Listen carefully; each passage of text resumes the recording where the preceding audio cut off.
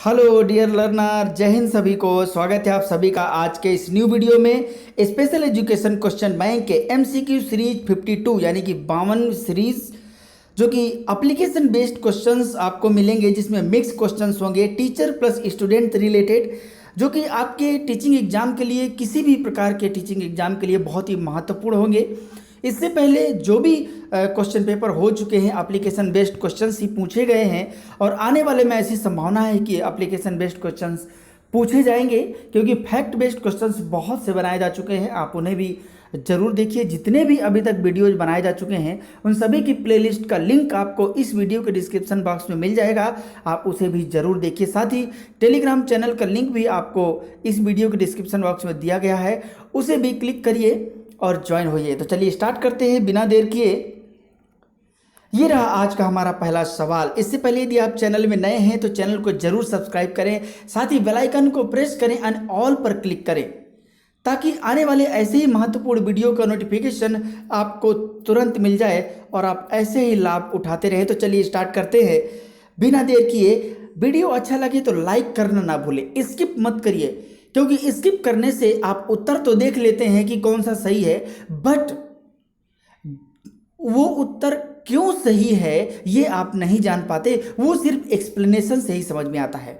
तो देखते हैं। सबसे पहला क्वेश्चन है जो आपके सामने है कि एक बच्चा कूदने, साइकिल चलाने और दौड़ने में असमर्थ है, वह किस अधिगम अक्षमता से पीड़ित है। यहाँ पर जो शिक्षण अक्षमता लिखा है वहाँ पर किस अधिगम अक्षमता से पीड़ित है।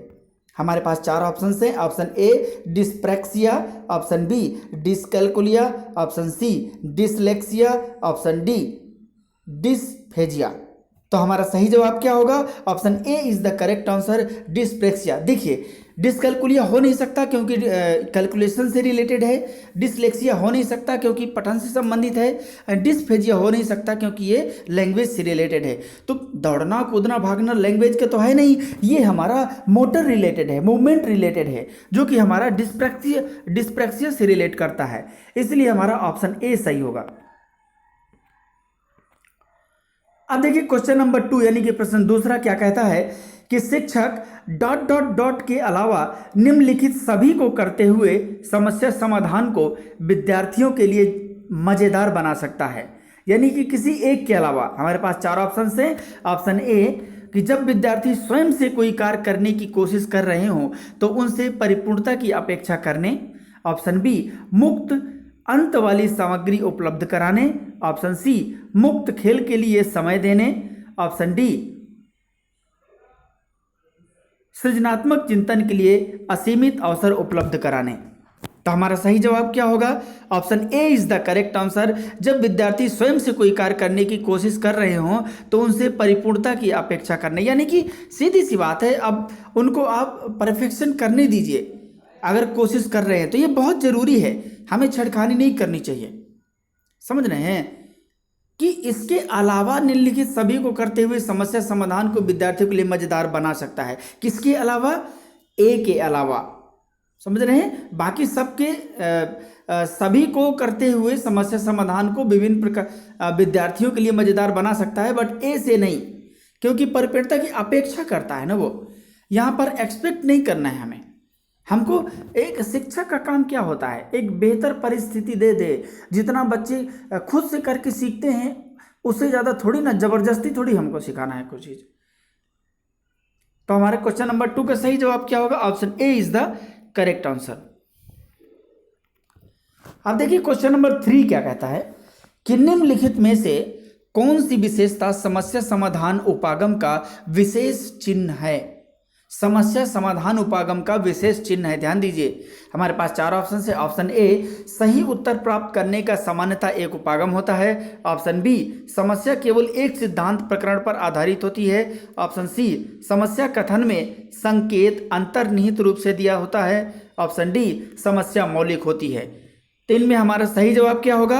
Option C is the correct answer. समस्या कथन में संकेत अंतर्निहित रूप से दिया हुआ होता है। बिल्कुल, अगर कोई समस्या कथन दिया है तो उसमें संकेत भी दिया हुआ होता है अंतर्निहित रूप से, कि किस तरीके से समस्या समाधान का विशेष चिन्ह है, लेकिन हम उसको एक सरफेस वे में देखते हैं जिसके कारण से समस्या समाधान नहीं कर पाते हैं। तो इसीलिए हमारा option C is the correct answer. Question number 4 देखिए, स्किप मत करिए, वीडियो को अच्छा लगे तो लाइक जरूर करिए। क्वेश्चन नंबर 4 देखिए कि निम्नलिखित में से कौन सी समस्या समाधान की वैज्ञानिक पद्धति का पहला चरण है। हमारे पास 4 ऑप्शन हैं। ऑप्शन ए परिकल्पना या प्राकल्पना का निर्माण करना, ऑप्शन बी परिकल्पना या प्राकल्पना का परीक्षण करना, ऑप्शन सी समस्या के प्रति जागरूकता, ऑप्शन डी प्रासंगिक जानकारी को एकत्र करना। हमारा सही जवाब क्या होगा? Option C is the correct answer, समस्या के प्रति जागरूकता। यानी कि सबसे पहले हमें अवेयरनेस तो होनी चाहिए। परिकल्पना वगैरह बनाना, उसकी टेस्टिंग करना, ये सब बाद के काम है। हमारे पास समस्या ही नहीं है, तो समस्या की सबसे पहले हमें जागरूकता होनी, अवेयरनेस होनी चाहिए। आखिर समस्या क्या है? किसी बड़े रिसर्चर विद्वान ने कहा है, बहुत अच्छा स्टेटमेंट दिया है कि समस्या को सही रूप से पता होना, उसको सही रूप से डिफाइन करना ही मतलब 50% उसका समाधान है। तो यानी कि सबसे पहले हमें क्या करना चाहिए? समस्या के प्रति जागरूकता होनी चाहिए, हमें अवेयरनेस तो वास्तव में समस्या है क्या है। तो सबसे पहला वैज्ञानिक पद्धति, पहला चरण यही होता है। तो option C is the correct answer. Question number 5 देखिए, 5वां प्रश्न जो आपके सामने है कि प्रायः शिक्षार्थियों की त्रुटियां ... की ओर संकेत करती हैं। यानी कि अगर वो त्रुटियां भी करते हैं, एरर्स भी करते हैं, तो क्या संकेत करती हैं? हमारे पास 4 ऑप्शन है। ऑप्शन ए शिक्षार्थियों के सामाजिक आर्थिक स्तर को संकेत करती हैं, ऑप्शन बी वे कैसे सीखते हैं इसको बताती हैं, या फिर ऑप्शन सी अभ्यास की आवश्यकता है ये बताती हैं, या फिर ऑप्शन डी सीखने की अनुपस्थिति है ये बताती हैं। तो हमारा सही जवाब क्या होगा? Option C is the correct answer, अभ्यास की आवश्यकता है। अगर वो बच्चे त्रुटियां करते हैं तो सीधी सी बात है, प्रैक्टिस करेंगे, त्रुटियां कम हो जाएंगी।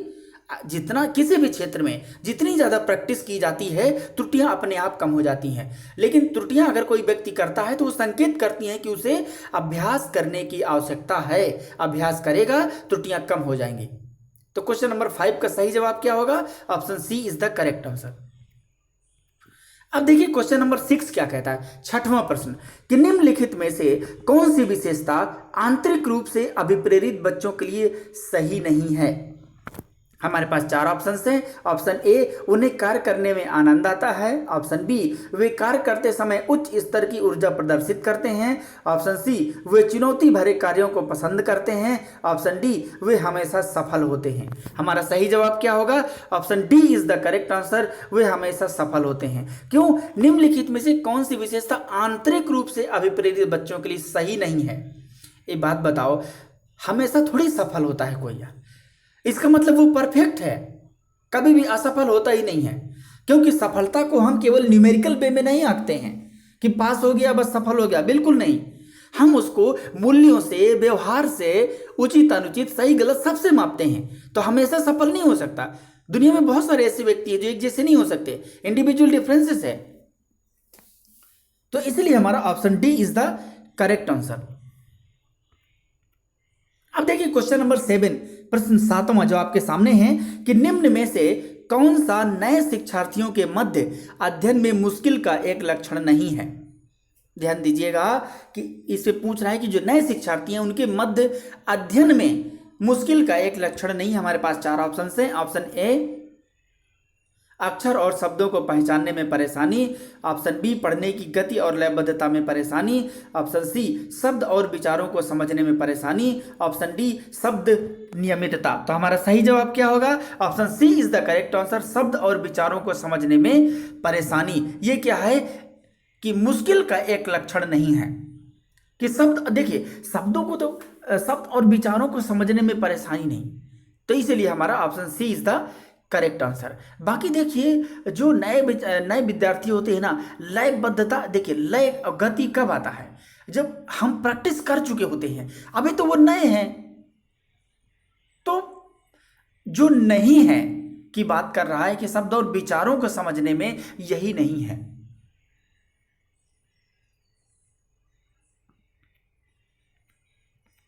अब देखिए क्वेश्चन नंबर 8, देखिए 8वां प्रश्न जो आपके सामने है कि यदि कुछ विद्यार्थी कक्षा में अध्ययन की चित्त वृत्ति में नहीं है तो आप क्या करेंगे। यानी कि स्टडी के मूड में नहीं है बच्चे तो क्या करेंगे बताओ। देखते हैं, आप एक शिक्षक हैं, हमारे पास 4 ऑप्शन हैं, देखते हैं। ऑप्शन ए कहता है उन्हें अध्ययन के लिए बाध्य करेंगे। ऑप्शन बी उन विद्यार्थियों को कक्षा छोड़ने के लिए कहेंगे। ऑप्शन सी उन्हें चेतावनी देंगे कि वे अवश्य अध्ययन करें, नहीं तो आप प्रधानाध्यापक को सूचित कर देंगे। ऑप्शन डी उन्हें उनकी रुचि अथवा आप अपने विषय के अनुसार रुचिपूर्ण चीजें बताएंगे। हमारा सही जवाब क्या होगा? Option D is the correct answer. देखिए, हमेशा जब भी आप एग्जाम दीजिए, हमेशा एक टीचर की नज़र से एग्जाम दीजिए। हमेशा वो विद्यार्थियों से संबंधित पूछता है, शिक्षक से संबंधित पूछता है, क्या रिलेशन है, कैसे डील करेंगे, कैसे ट्रीट करेंगे। तो हमेशा पॉजिटिव को लेकर के चलना है। तो हमारा डी क्यों है? क्योंकि ये पॉजिटिव वे में दर्शाता है कि भैया उनकी रुचि है, और अगर आप अपने विषय में जिसमें रुचिपूर्ण चीज़ें बता पाते हैं तो वही करिए। अन्य चीज़ें करने का, अब प्रधानाध्यापक को अगर बता देंगे, आपका क्या काम है? हमेशा आप प्रधानाध्यापक को नहीं बता सकते, इसका मतलब आपके अंदर क्वालिटी नहीं है, योग्यता नहीं है। हमें छोड़ने के लिए क्यों कहेंगे? बाध्य करना बिल्कुल नहीं है, तो इसलिए option D is the correct answer. अब देखिए क्वेश्चन नंबर 9 क्या कहता है कि कोई बच्चा अपने द्वारा निश्चित की गई सर्वोत्तम विधि का प्रयोग करता। अपने द्वारा मतलब सेल्फ, मतलब खुद से डिसाइड करता है, तो सर्वोत्तम विधि का उपयोग करता है। हमारे पास 4 ऑप्शन है। ऑप्शन ए समस्या समाधान के लिए, ऑप्शन बी स्कूल छोड़कर भाग जाने के लिए, ऑप्शन सी एक पक्षी चिंतन के लिए, ऑप्शन डी ये सभी। तो हमारा सही जवाब क्या होगा? Option A is the correct answer. अरे भैया, बच्चा अपने द्वारा निश्चित की गई कोई सर्वोत्तम विधि का प्रयोग करेगा तो स्कूल छोड़कर भाग जाने के लिए थोड़ी करेगा। कुछ बच्चे खुश भी हो जाते हैं कि हाँ कर सकता है, लेकिन ऐसा बिल्कुल नहीं, हमें पॉजिटिव देखना है। एक पक्षी चिंतन के लिए बिल्कुल नहीं करेगा, हमेशा समस्या समाधान के लिए करता है। देखिए कभी कभी क्या होता है कि जिस विधि से पढ़ाया जाता है वो बच्चों को समझ में नहीं आता। अब वो क्या करते हैं कि अब अपने अनुसार सीखते हैं। क्यों? क्योंकि लर्निंग स्टाइल अलग अलग होती हैं। कुछ बच्चे विजुअल लर्नर होते हैं, कुछ ऑडिटरी लर्नर होते हैं, कुछ क्या है कि काइनेस्थेटिक लर्नर होते हैं, कुछ टैक्टाइल लर्नर होते हैं, अलग अलग लर्नर होते हैं। अब ऐसे लर्नर जो होते हैं अपने अनुसार चूज कर लेते हैं, जो उन्हें पढ़ा दिया गया वो खुद ही चूज कर लेते हैं कि भैया कैसे होगा। तो इसीलिए वो समस्या समाधान के लिए ये सब करते हैं, ऐसा नहीं कि अब स्कूल छोड़कर भाग जाने के लिए करते हैं। तो क्वेश्चन नंबर 9 का सही जवाब क्या होगा? Option A is the correct answer. Question number 10 देखिए कि किसी भी कठिन लक्ष्य को प्राप्त करने के लिए यह आवश्यक है कि बालक ... देखिए स्किप मत करिए, स्किप करेंगे तो बिल्कुल भी समझ नहीं पाएंगे,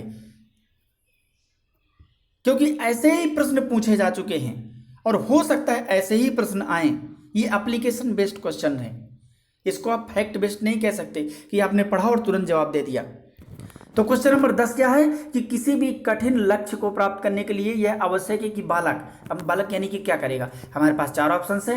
ऑप्शन ए तन और मन से स्वस्थ हो, ऑप्शन बी धनवान और साधन संपन्न हो, ऑप्शन सी दृढ़ संकल्पी और आत्मविश्वासी हो, ऑप्शन डी चतुर और शिक्षित हो। हमारे पास 4 ऑप्शन में से सही जवाब क्या होगा? Option C is the correct answer. दृढ़ संकल्पी और आत्मविश्वासी हो, बिल्कुल डिटरमाइंड होना चाहिए, कॉन्फिडेंट होना चाहिए। अरे भैया तन मन से स्वस्थ हो मतलब खूब पैसा हो तो किसी भी कठिन लक्ष्य को प्राप्त कर लेगा? बिल्कुल नहीं। अरे भैया तना मन ठीक है, आपका बाकी चीजें काम ही नहीं है, आपका लगन ही नहीं है, मन ही नहीं लगता है, तो क्या करेंगे? धनवान और साधन संपन्न हो, खूब पैसा रुपया एकदम बाढ़ आ गई है आपके घर में, लेकिन साधन भी बहुत है, 10 तो 20 तो गाड़ी है, लेकिन फिर भी क्या है, जरूरी है कि आप लक्ष्य को प्राप्त कर लेंगे? बिल्कुल नहीं। हमेशा आपको एक जैसे होता है ना लगन होनी चाहिए, आप बिल्कुल दृढ़ संकल्प होना चाहिए। होते नहीं है कि मैंने संकल्प ले लिया तो ये करूंगा, बिल्कुल ऐसा होना चाहिए, एकदम कॉन्फिडेंस। अब ये चालाकी करेंगे थोड़ी ना सीख पाएंगे। चौथा इसलिए सही नहीं, चतुर और शिक्षित हो, तो इसलिए हमारा option C is the correct answer. अब देखिए क्वेश्चन नंबर 11, प्रश्न 11 क्या कहता है कि निम्नलिखित में से कौन अनौपचारिक मूल्यांकन, ध्यान दीजिएगा, यहां कह रहा है अनौपचारिक, इनफॉर्मल असेसमेंट क्या है, नहीं की बात कर रहा है। हमारे पास 4 ऑप्शन है। ऑप्शन ए असाइनमेंट यानी कि प्रदत्त कार्य, ऑप्शन बी ऑब्जर्वेशन यानी कि अवलोकन, ऑप्शन सी रेटिंग स्केल यानी कि जो पैमाना होता है, ऑप्शन डी डिस्कशन यानी कि चर्चा। हमारा सही जवाब क्या होगा? Option A is the correct answer. ये जो असाइनमेंट है वो अनौपचारिक नहीं है, ये औपचारिक है, यानी कि ये फॉर्मल असेसमेंट है। भैया असाइनमेंट ऐसे थोड़ी ना किसी को दे दिया जाता है, जब क्लास में पढ़ाया जाता है उसी से संबंधित असाइनमेंट दिया जाता है ताकि बच्चा कुछ सीखे, इसलिए ऑप्शन ए सही है। अब देखिए क्वेश्चन नंबर 12 क्या कहता है कि बालक समस्या का समाधान सामूहिक रूप से करते हैं। बालक समस्या का समाधान सामूहिक रूप से करते हैं तब क्या होगा, देखते हैं। हमारे पास 4 ऑप्शन है। ऑप्शन ए यानी कि अन्वेषण विधि में, ऑप्शन बी खोज विधि में, ऑप्शन सी परियोजना विधि में, ऑप्शन डी इन सभी में। तो हमारा सही जवाब क्या होगा, option C is the correct answer. देखिए जब समाधान सामूहिक विधि में करते हैं ना तो वो प्रोजेक्टेड मेथड होता है। आप जानते हैं ना कि जॉन डीबी के शिष्य जो किलपैट्रिक थे उन्होंने प्रोजेक्ट मेथड दिया था। परियोजना विधि में क्या है कि शिक्षक उनको ट्रीट करता रहता है, बोलता है ये करो वो करो, और बच्चे क्या है ग्रुप में करते हैं, तो उससे क्या है ना एक आपसी संबंध डेवलप होता है, सोशलाइजेशन डेवलप होता है, समझ विकसित होती है, तर्क चिंतन बढ़िया डेवलप होता है, और साथ खास करके जो बेहतर डिस्कशन पावर डेवलप होता है। तो ये समस्या सामूहिक रूप से जब करते हैं तो वो परियोजना विधि में करते हैं इन 4 ऑप्शन के अकॉर्डिंग। हो सकता है और के माध्यम से करते हो, लेकिन हमें तो 4 ऑप्शन के अकॉर्डिंग ही देखना है। तो option C is the correct answer. Question number 13वां प्रश्न जो आपके सामने है कि बालकों में समस्या समाधान की समझ को विकसित करने के लिए निम्नलिखित में से कौन सी विधि अपनाई जानी चाहिए। हमारे पास 4 ऑप्शन हैं। ऑप्शन ए प्रयास एवं त्रुटि विधि, ऑप्शन बी वैज्ञानिक विधि, ऑप्शन सी सूझ विधि, ऑप्शन डी ये सभी। तो हमारा सही जवाब क्या है, option D is the correct answer, सभी। तो बालकों में समस्या समाधान की समझ को विकसित करने के लिए सब कुछ, भैया कुछ काम दो, बोले प्रयास करो, नहीं हो रहा तो त्रुटि होगी ही, कुछ साइंटिफिक मेथड भी अपनाओ, कुछ कंप्रिहेंशन मेथड भी अपनाओ, इनसाइड मेथड भी अपनाओ, तो ये सभी हो जाएगा। अब देखिए क्वेश्चन नंबर 14 क्या कहता है, 14वां प्रश्न, स्किप मत करिए, बिल्कुल कंटिन्यू देखते रहिए। क्वेश्चन नंबर 14 क्या कहता है कि यदि कोई बालक अपनी समस्या स्वयं हल कर लेता है तो आपकी प्रतिक्रिया क्या होगी। अब लो, यहां पर तो शिक्षक का काम ही नहीं है, यदि कोई बालक अपनी समस्या खुद ही हल कर लेगा तो आपकी प्रतिक्रिया क्या होगी। देखते हैं अब शिक्षक यहाँ पे बेचारा क्या करेगा। हमारे पास 4 ऑप्शन है। ऑप्शन ए बालक को कुछ नहीं कहेंगे, ऑप्शन बी बालक को पुरस्कृत करेंगे, ऑप्शन सी बालक को दंडित करेंगे, ऑप्शन डी बालक को दोबारा ऐसा ना करने को कहेंगे। क्या बात है भैया, option B is the correct answer, बालक को पुरस्कृत करेंगे। अरे भैया जब स्वयं से कर लेगा तो क्या करना है, हमको क्या ना पुनर्बलन देना है, पुरस्कृत कर देंगे, थोड़ा बहुत रिवार्ड दे देंगे। इससे क्या होगा, आज वो छोटा बहुत हल करता है, वो इसके अलावा बहुत कुछ हल करने लगेगा, क्योंकि उसे लगेगा कि जब मैं छोटा सा कार्य स्वयं से करता हूँ तो मुझे पुरस्कृत किया जाता है, तो मैं अगर जो भी मुझे काम मिलता है मैं सभी करने लगूंगा तो सीधी सी बात है उसकी वाहवाही होगी। आजकल कौन नहीं वाहवाही लूटना चाहता है, हालांकि वाहवाही के चक्कर में वो कितनी लर्निंग कर रहा है ये बहुत इंपॉर्टेंट है। वाहवाही तो अपनी जगह है, तो इसलिए हमारा ऑप्शन फिलहाल हमारे यहाँ पॉजिटिव रूप में ऑप्शन बी सही है 4 ऑप्शन के अकॉर्डिंग, इसलिए option B is the correct answer, बालक को पुरस्कृत करेंगे। क्वेश्चन नंबर 15 देखिए, 15वां प्रश्न जो आपके सामने है कि किसी बालक में समस्या समाधान के गुण विकसित करने के लिए आवश्यक है। यहाँ जो समाधक लिखा है ना, समाधान होगा, समस्या समाधान के गुण विकसित करने के लिए आवश्यक है कि उसमें क्या करेंगे भैया। हमारे पास 4 ऑप्शन हैं। ऑप्शन ए समस्याओं का चयन करने का गुण विकसित किया जाए, ऑप्शन बी आत्म पहचान का गुण विकसित किया जाए, ऑप्शन सी अपनी कमियों को स्वीकार करने का गुण विकसित किया जाए, ऑप्शन डी उपर्युक्त सभी। तो हमारा सही जवाब क्या होगा, option D is the correct answer, बिल्कुल सही। क्योंकि अगर किसी भी बालक में समस्या समाधान की गुण विकसित करना है तो आप क्या करेंगे, समस्याओं को चयन करने का गुण विकसित करने की, भैया अगर कोई समस्या तो उसे कैसे चयन करेंगे। समस्या तो आ गई, लेकिन उसे कैसे समस्या मानेंगे हम, क्या वास्तव में वो समस्या है। आत्म पहचान का गुण विकसित, भैया सेल्फ आइडेंटिटी बहुत जरूरी है। बच्चे जब तक खुद का डेवलप नहीं होगा ना तब तक कुछ संभव नहीं है। अपनी कमियों को स्वीकार करना, ऐसा थोड़ी है कि बोले किसी को हम कमी कर भी दें, किसी को गाली गलौज भी कर दे, बोले हम नहीं किए, बोल देना कि हम नहीं किए हैं। तो हमारी ये जिम्मेदारी है कि कमियों को स्वीकार करना सीखें। केवल एजुकेशन में देख लीजिए, मान लीजिए मक्कारी किया, नहीं पढ़ाई किया, तो उसे बताना चाहिए हाँ मैंने पढ़ाई नहीं की। और आजकल के विद्यार्थी क्या करते, जी सर मैं रात भर पढ़ाई किया हूँ, और फिर सुबह फिर कुछ नहीं बता पाता है, जी सर बस जी सर। ये एक वर्ड बहुत खतरनाक होता है जो विद्यार्थियों के लिए बहुत नुकसान होता है, और खास करके टीचर के लिए भी नुकसान होता है, क्योंकि टीचर को लगता है कि उसे सब आ रहा है, बट रिजल्ट कुछ और ही बताता है, व्यवहार मूल्य प्रदर्शन कुछ और ही बताता है। तो इसलिए हमारा option D is the correct answer. Question number 16 देखिए, स्किप मत करिए, पूरा वीडियो देखिए, अच्छा लगे तो लाइक करिए, कमेंट करके बताइए कि आप कितने क्वेश्चंस हल कर पाए खुद से। आई होप आप पूरे हल कर लेंगे क्योंकि एप्लीकेशन बेस्ड क्वेश्चंस हैं, टीचर स्टूडेंट से रिलेटेड हैं।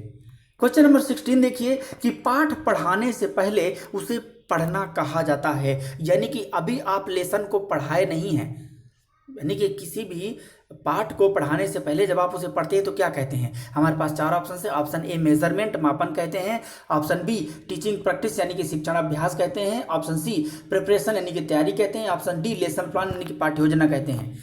तो हमारा option D is the correct answer, पाठ्य योजना। यानी कि पढ़ाने जाने से पहले हम क्या करते हैं, हम पहले अपने लेसन प्लान को अच्छे से तैयार कर लेते हैं, पढ़ लेते हैं।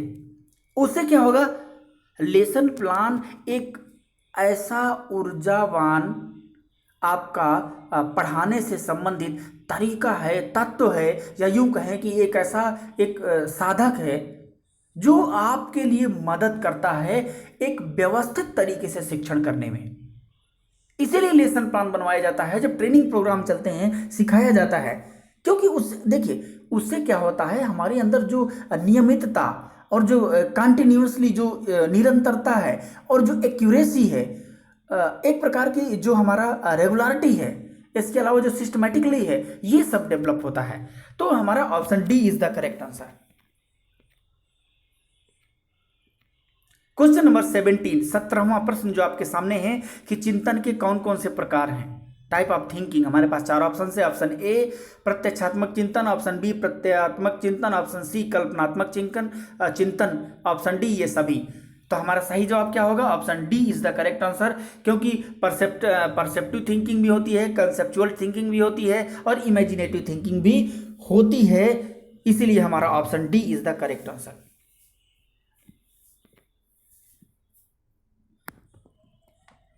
अब देखिए क्वेश्चन नंबर 18। अब क्वेश्चन नंबर हमारा 18 क्या कहता है, 18वां प्रश्न क्या कहता है कि किसी समस्या के समाधान हेतु तो आवश्यक तत्व है। यानी कि अगर हम किसी समस्या का समाधान करते हैं तो हमारे पास कौन सा तत्व बेहतर है, क्या एसेंशियल एलिमेंट्स है। हमारे पास 4 ऑप्शन है। ऑप्शन ए जानकारी, ऑप्शन बी तर्क, ऑप्शन सी आक्रोश, ऑप्शन डी भय। तो हमारा सही जवाब क्या होगा, option B is the correct answer. हमारे पास तर्क होना चाहिए। अब केवल थोड़ी सी जानकारी होगी तो समस्या समाधान कर लेंगे, बिल्कुल नहीं कर पाएंगे। हमको बहुत क्रिटिकल थिंकिंग सोचना होता है, हमको बहुत रीजनिंग टाइप की थिंकिंग होनी चाहिए। अगर आक्रोश काम नहीं आता है समस्या समाधान में और डर रहता है तो कभी समाधान आप कर ही नहीं सकते हैं। बोले जाने दो यार, चलने दो, कल हो जाएगा, नहीं परसों हो जाएगा, ऐसे कहते रहते हैं। तो इसलिए हमारा option B is the correct answer. देखिए 4 ऑप्शन और क्वेश्चन के अकॉर्डिंग हम यहाँ पर मानते हैं, ये बात हमेशा ध्यान रखना है हमारे क्वेश्चन, क्योंकि उस समय हमारे पास यही 4 ऑप्शन हैं, इन्हें भी हमें सही करना है, इसलिए option B is the correct answer. Question number 19, 19वां प्रश्न जो आपके सामने है कि किसी बालक की समस्याओं के विषय में पता लगाने के लिए कम उपयोगी मनोवैज्ञानिक विधि, कम उपयोगी की बात कर रहा है, ध्यान रखेंगे। हमारे पास 4 ऑप्शन है। ऑप्शन ए प्रयोगात्मक विधि, ये तो हाईली उपयोगी है, जहां एक्सपेरिमेंट कर दो वहां एकदम सत्य है, क्योंकि एक्सपेरिमेंट किस पे बेस्ड है, हमारा प्रयोजनवाद पे। Truth is utility, utility is truth, प्रयोग करने के बाद हम सत्यता पे जाते हैं ना। बी परीक्षण विधि यानी कि टेस्ट मेथड, ऑप्शन सी निरीक्षण विधि यानी कि इंस्पेक्शन मेथड, ऑप्शन डी व्यक्तिगत इतिहास विधि यानी कि पर्सनल हिस्ट्री मेथड। तो हमारा सही जवाब क्या होगा, option B is the correct answer, test method. Test तो कर लिए लेकिन ये कम उपयोगी मनोवैज्ञानिक विधि है, बाकी जो हैं ये बहुत ही मनोवैज्ञानिक तरीके से विधि हैं, तो इसलिए option B is the correct answer. Question number 20, 20वां प्रश्न जो आपके सामने के चिंतन तथा तर्क का उद्देश्य है, चिंतन तथा तर्क का उद्देश्य है। हमारे पास 4 ऑप्शन है। ऑप्शन ए समस्या को जटिल बनाना, ऑप्शन बी समस्या का समाधान करना, ऑप्शन सी संज्ञान का अंत करना, ऑप्शन डी संवेग को समाप्त करना। इसका उत्तर आप समझ गए होंगे, सही जवाब क्या होगा, option B is the correct answer, समस्या का समाधान करना। अब देखिए क्वेश्चन नंबर 21 यानी कि 21वां प्रश्न जो आपके सामने है कि यह जूतों से सज्जित पैरों को सहारा देने का एक साधन है जो कमजोर पैरों को सहारा प्रदान करता है, यानी कि जूतों से जो सुसज्जित होता है या यूं कहें कि जो हमारा सपोर्ट करता है, तो कमजोर पैरों को सहारा प्रदान करता है, वो क्या है आखिर, क्या एक साधन है। हमारे पास चार ऑप्शंस हैं। ऑप्शन ए वो कैलिपर्स है, ऑप्शन बी वह व्हील चेयर है, ऑप्शन सी ब्रेस है। ब्रेस क्या होता है, ये जो हमारा पीठ से कंधे से पूरा पट्टी टाइप लगी होती है ना, तो उसको हम ब्रेस कहते हैं। Option D none of these, इनमें से कोई नहीं। हमारा सही जवाब क्या होगा, option A is the correct answer, callipers. ये देखिए क्वेश्चन नंबर 22 देखिए जो आपके सामने है, 22वां प्रश्न, कि जब कोई बच्चा अपनी समस्या का समाधान स्वयं करने लगता है, जब कोई बच्चा समस्या का समाधान स्वयं करने लगता है तो उसमें निम्न में से क्या गुण विकसित हो जाता है। यानी कि एक व्यक्ति जब अगर कोई भी समस्या है खुद से कर ले तो यानी उसके अंदर क्या ऐसा विकसित हो गया है। गांव में कहते हैं ना, अगर किसी के पास कुछ हो गया तो बोले क्या हो गया भैया, इसके पास क्या हो गया। तो हम यहाँ पर बच्चे को देखते हैं, क्योंकि हम यहाँ पे टीचिंग से रिलेटेड क्वेश्चन देख रहे हैं, तो बोलते हैं कि उसके पास समाधान खुद करने लगता है तो क्या डेवलप हो गया। देखते हैं चार ऑप्शन से हमारे पास। ऑप्शन ए वैज्ञानिक अन्वेषक, यानी कि साइंटिफिक इन्वेस्टिगेटर हो गया है। ऑप्शन बी क्रोध का, एंगर, ये तो बिल्कुल नहीं है। ऑप्शन ई प्रतिशोध का, बिल्कुल नहीं। ऑप्शन डी समस्या का। तो हमारा सही जवाब क्या होगा, option A is the correct. भैया वैज्ञानिक अन्वेषक, साइंटिफिक इन्वेस्टिगेटर हो गया है। यानी कि जब भी किसी समस्या का समाधान करना होता है तो हमें एक प्रोसेस से गुजरना होता है, एक स्टेप बाय स्टेप करना होता है, तभी जाकर के हम समस्या का समाधान कर पाते हैं। अदरवाइज फिर छूट जाता है, समस्या का समाधान नहीं हो पाता है। अब देखिए क्वेश्चन नंबर 23, 23वां प्रश्न जो आपके सामने है, कि बालकों में समस्या समाधान की आदतों के विकास के लिए माता पिता को चाहिए कि, यानी कि अब समस्या समाधान की आदत अगर विकसित करना है कि भैया बच्चे हमारे खुद ही से समस्या आए और वो खुद ही समाधान कर लें, तो माता पिता क्या करेंगे। अब देखते हैं, हमारे पास चार ऑप्शंस हैं। ये देखिए बड़े बड़े ऑप्शंस हैं। ऑप्शन ए, उन्हें उपदेश और सख्त निर्देश देने चाहिए ताकि वे सभी कार्य नियमित रूप से करें। ऑप्शन बी, उन्हें सभी बड़े वैज्ञानिकों, नेताओं एवं महान व्यक्तियों का उदाहरण देकर स्वस्थ आदतों की विकास संबंधी अपनी धारणा को पुष्ट करें। ऑप्शन सी, बालकों के लिए समय सारणी बनाएंगे और उनका पालन करने के लिए उन्हें कहेंगे। ऑप्शन डी, अपने स्वयं के निर्धारित आचरण द्वारा उन्हें प्रस्तुत करेंगे और समय समय पर उनका दिशा निर्देशन करेंगे। हमारा सही जवाब क्या होगा, option D is the correct answer. देखिए अपने स्वयं की निर्धारण आचरण द्वारा उन्हें प्रस्तुत करेंगे और समय समय पर उनका दिशा निर्देश। एक बात बताइए, माता पिता क्या करेंगे, कोई भी व्यक्ति अपने आदर्शों के अनुरूप ही तो सिखाता है। वो चाहता है कि जिस तरीके से मैं समस्याओं का समाधान करता हूं ये वैसा ही कर ले और आने वाली समस्याएं भी उससे समाधान हो जाएंगी। तो जब माता पिता का काम है तो माता पिता तो अपने ही आचरण से करेंगे और समय समय पर उनका दिशा निर्देश भी करेंगे। इसलिए option D is the correct answer. Question number 24, छात्रों में वैज्ञानिक मूल्यों के विकास का दायित्व होता है, ये क्या रिस्पॉन्सिबिलिटी होती है, देखते हैं जरा। हमारे पास चार ऑप्शन है। ऑप्शन ए माता पिता का, यानी कि मूल्यों के विकास का दायित्व किन पर होता है। ऑप्शन ए माता पिता का, ऑप्शन बी सामाजिक संस्थाओं का, ऑप्शन सी प्राचार्य अध्यापक का, ऑप्शन डी ये सभी। तो इसका सही जवाब क्या होगा, ऑप्शन डी इज द सभी का होता है, कि छात्रों में वैज्ञानिक मूल्य के विकास का दायित्व सभी का होता है। मतलब हेल्प तो किसी न किसी तरीके से करते ही हैं, माता पिता अपने तरीके से, प्राचार्य अपने तरीके से, जो सामाजिक संस्थाएं अपने तरीके से करती तो सभी हैं, इसलिए सभी सही है। क्वेश्चन नंबर 25 जो आपके सामने है, कि किसी बालक में तर्क तथा समस्या समाधान की शक्ति का विकास कब होता है। किसी बालक में तर्क तथा समस्या समाधान की शक्ति का विकास कब होता है। हमारे पास चार ऑप्शन हैं। ऑप्शन ए 12वें वर्ष में, ऑप्शन बी 7वें वर्ष में, ऑप्शन सी 8वें वर्ष में, ऑप्शन डी पूर्व बाल्यकाल से है। हमारा सही जवाब क्या होगा, option A is the correct answer, 12वें वर्ष में। क्यों, देखिए अगर आप देखें तो इसको जीन पियाजे महोदय भी इसी समय मानते हैं कि भैया तर्क वर्क कब करेगा, मतलब अमूर्त चिंतन कब करेगा, लास्ट स्टेज में, जितने भी मनोवैज्ञानिक है सब वो लगभग इसी से मानते हैं, क्योंकि इसके बाद जो हमारी 13-12वीं से फिर आगे स्टार्ट हो जाती है जो टीन एज, 13, 14, 15, 16, 17, 18, 19 जो टीन एज होती है उसमें तो एकदम ये लोग लग जाते हैं सब। तो इसलिए 25 का option A is the correct answer. तो ये हमारे आज के 25 क्वेश्चंस, आशा करता हूं आपको बहुत पसंद आए होंगे। देखिए ये एप्लीकेशन बेस्ड क्वेश्चंस थे। देखिए क्वेश्चन कैसे भी बना देगा इसका कोई भरोसा नहीं है।